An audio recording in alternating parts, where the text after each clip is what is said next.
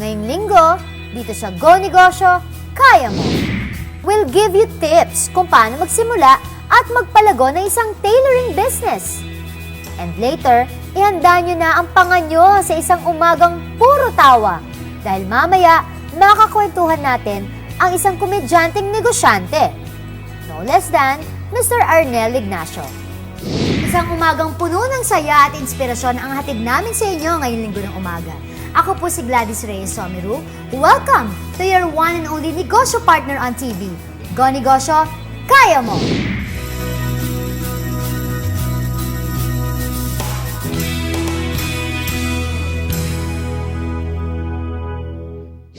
Alam niyo mga kago-negosyo, may naisip ako Last month po, since pasukan season, tamang-tama yata yan para magsimula ng tailoring shop. Especially nga po, yun yung maraming nagpapagawa o nagpaparepair ng kanilang school uniforms. At basta may makina ka at alam ka sa pananahi, naku, kayang-kaya mo na magnegosyo.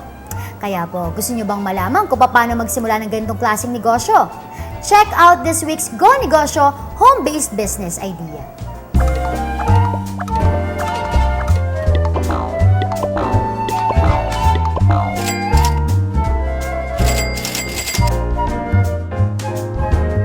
Malaki ang potential ng isang home-based tailoring business, lalo na kung alam mo kung paano ka makakainganyo ng customers na magpapagawa sa iyo ng iba't ibang clothing lines. Dumayo nga kami sa Taguig at nakilala namin si Mang Rodrigo Kapati na may isang maliit na tailoring shop. Ang sabi ni Mang Rodrigo, hindi naman mabusisi ang pagkakaroon ng tailoring shop. Mang Rodrigo, ano-ano nga ba yung mga dapat laman ng isang tailoring shop? Siyempre, pag nagtayo ka ng tailoring, kailangan may makina ka. Tapos, kailangan magpo-provide ka rin ng tela. Siyempre, yung pamimilian ng customer. Halimbawa, may maong. Bili ka ng maong. Tapos, sinulid, zipper, pambulsa. Mukhang kayang-kaya na yan, maski sa bahay lang. Alam niyo po kahapon dumaan ako sa department store at tinignan ko po ang presyo ng bawat school uniform na ibinebenta nila at talaga pong doble ito kumpara sa kung kayo mismo ang gagawa. O diba, mas malaki pa ang pwede niyong kitain. Halimbawa, sa isang normal na size ng high school pants, ang total puhunan mo para sa mga materyales ay aabot ng 150 pesos. Pero ang selling price ito sa market, maski sa mga tailoring shop, ay halagang 300 hanggang 500 pesos. O diba, malaking kita? Sa polo naman, ang estimate cost po ng production nito ay nasa 90 pesos. 2 yard ang tela na 30 pesos per yard at 20 pesos ang sinulid, pampatigas ng kwelyo at mga butones na halagang 10 pesos lamang.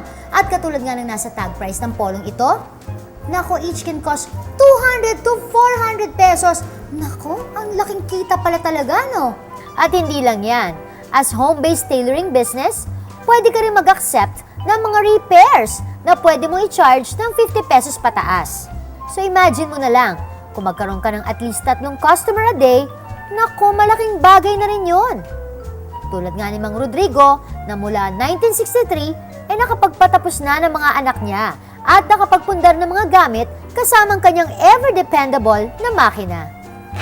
O ano, kayo, gusto niyo rin ba magbukas ng sarili ninyong home-based tailoring shop? Naku ha, pero bigyan mo ako ng discount.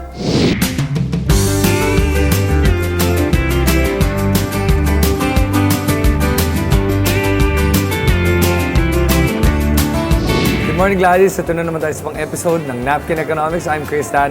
Ngayon ang pag-uusapan natin ay ang negosyo ng shoe repair. And what better place to find out more about kung ano talaga ang kita ng shoe repair business than to go and check out a Mr. Quickie. Tara! So we're here right now with the owner of Mr. Quickie, si Emiliano Carucho IV. But I'll call him Nino. Hi, Nino. Hi Chris. Tell me about Mr. Quickie. How long have you guys been around, actually? First question. Well, we've been around for a long time. We started around 1981, so we're practically almost 30, incoming 30 years already in the market. Wow, So, and how that's many a lot. branches do you have now? Right now, we have around close to 200 branches. 200 branches? Nationwide, yeah. Nationwide. All right. Okay, let's get to the numbers. All right. Because that's what I'm Yeah. really interested in. Okay. Ano ba yung main product niyo or service na binibenta dito sa Mr. Quickie? The main product is shoe repair. That's basically the core business of Mr. Quickie, which is Okay. shoe repair. That's why it's called ang shoe repair shop ng bayan. Although we have other services like bags repair, key duplication, and a lot of other things. Alright. So basically, shoe repair is the core business. Okay, and in that business that you have, that core business, what's the average spending that each customer makes in Mr. Quickie? Well, okay, probably an average would be around 80. 80 is a safe Yeah. average. Safe average. That's conservative. conservative, yeah. Okay. And in a day, on a regular day, how many customers do you normally get? You can say probably, you can also say an average of probably maybe 100. 100 a day? Yeah, but different yan. Different services Of na yan. course, yeah. From the mere gluing and stitching Yes. to the change of soles.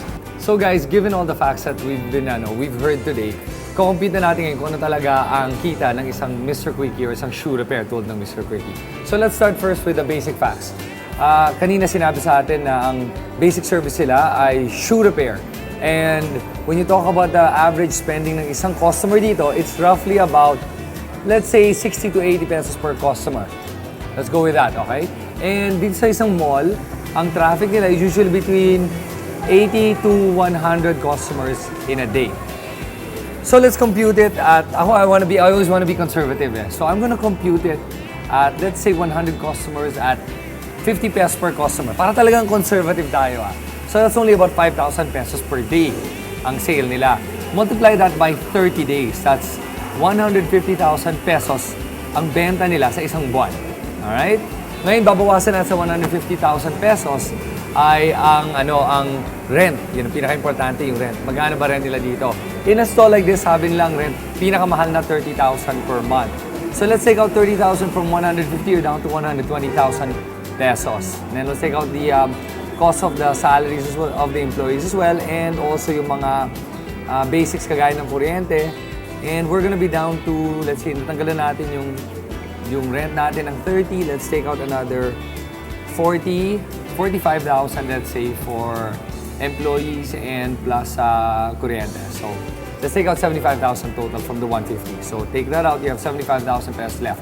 And then, at the end of it, let's take down that the cost of goods, yung mga cost ng mga soles tulad nito, right? And sometimes wala naman soles, so we have mga glue, materials lang. I'll say let's take out an extra 15,000 for that, or about 30% of your total sales. We take it out for cost of goods, yung mga materials and everything. So 50,000. You're left with a net for the owner, for the franchisee of 25,000 pesos per month. That's ano na yung basic nakita mo sa isang Mr. Quickie na franchise. Well, that's it. Simple lang naman pag-compute ko, di ba? But remember that everything I do today is a guesstimate. When you are gonna start a business or when you're gonna get into a franchise, remember to always do your due diligence. Well, that's it, Gladys. This is Chris Tan for another episode of Napkin Economics. At nakita naman natin na kahit anong negosyo tulad ng shoe repair is also a very profitable business for you.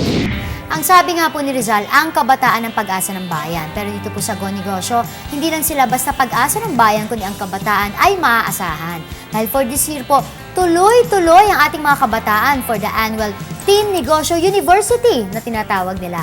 And to tell us more about this upcoming event, we have with us from DepEd, Director Joey Pelaez. Hello sir, welcome to the show. Hi Gladys, thank you very much for inviting me here. Yes, so sir, tell us more about this event na yearly nga po isinasagawa ninyo. Dati nga po ang tawag dito ay Go Teen Negosyo. Tama po. Na ngayon po ay Teen Negosyo University. University. Talagang Yeah. parang pangkabataan sa mga nag-aaral nating kabataan. Kailan po nag-umpisa ang partnership ninyo with Go Negosyo?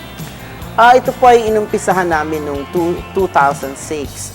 Kasi po ang DepEd ay sumusuporta sa lahat ng mga activities ng Go Negosyo, Philippine Center for Entrepreneurship.